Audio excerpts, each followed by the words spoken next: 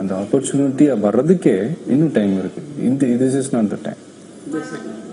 So நான் வந்து அந்த அந்த பேஸை வந்து இது வந்து விளையாட்டு இல்லை, சும்மா ஏதோ சொல்றாங்க ஒரு பில்டப் பண்ணி ஏதோ எழுதுறாங்கன்னா உடனே நம்ம வந்துட முடியாது.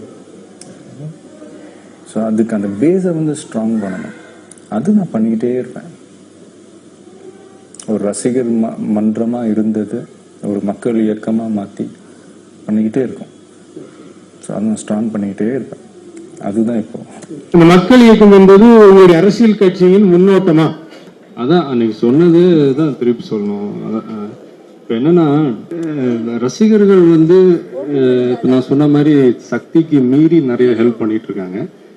அவங்க வந்து இன்னும் பெரிய அளவுல அவங்க பண்றதுக்கு இந்த ரசிகர் மன்றத்தை எல்லாமே ஒரு ஒரு அரசியல் அமைப்பா மாத்தினா இன்னும் பெரிய அளவுல அவங்களால பண்ண முடியும் அப்படின்ட்டு பல முறை என்கிட்ட இதை சொல்லியிருக்கிறாங்க. நான் அதை அப்படியே சரி ஓகே பார்ப்போம் அப்படி அப்படின்னு சொல்லிட்டு ரீசன்ட் டைம்ல இந்த மாதிரி அது சம்பந்தமா சில ஆலோசனை கூட்டம் நடந்தது என்னமோ உண்மைதான், அது நான் மறுக்கல.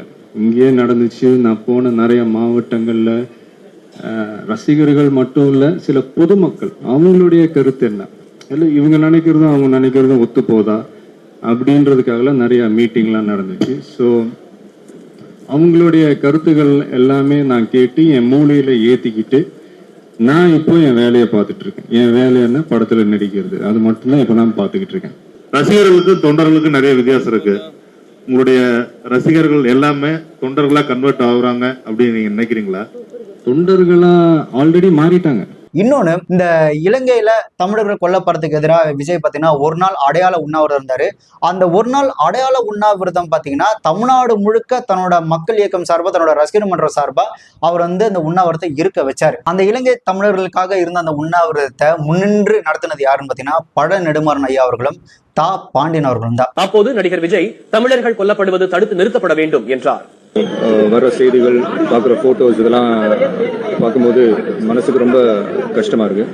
ஸோ அதனால் என்னுடைய நற்பணி இயக்கத்தில் இருக்கிற எல்லாரும் சேர்ந்து, சென்னையில் மட்டும் இல்லை தமிழ்நாடு ஃபுல்லாக இப்போ வந்து சொன்னாங்க கிட்டத்தட்ட 37 இடத்துல இப்போ உண்ணாவிரதம் நடந்துகிட்டு இருக்கு.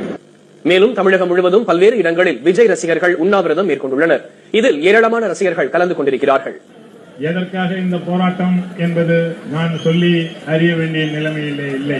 அங்கே உடனடியாக போர் நிறுத்தம் செய்யப்பட வேண்டும் என்ற கோரிக்கையை முன்வைத்து நம்முடைய தம்பி விஜய் அவர்கள் தலைமையிலே